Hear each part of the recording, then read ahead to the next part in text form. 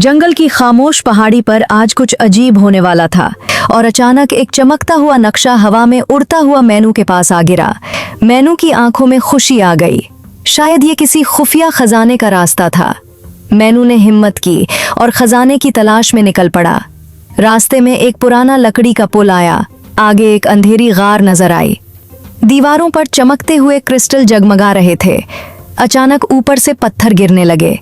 मैनू तेजी से भागने लगा और वो महफूज जगह तक पहुंच गया। अचानक मैनू के सामने एक चमकता हुआ संदूक नजर आया। संदूक से सुनहरी रोशनी निकल रही थी। मैनू ने खुशी से संदूक खोला।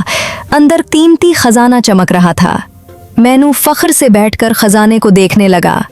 मैनू मुस्कुराते हुए कैमरे की तरफ देखता है और कहता है, अगर आप भी मेरे दोस्त बनना चाहते हैं और मेरी मजीद ऐसी कहानियां देखना चाहते हैं तो मेरे चैनल को फॉलो करें, वीडियो को लाइक करें और अपने दोस्तों के साथ शेयर करें।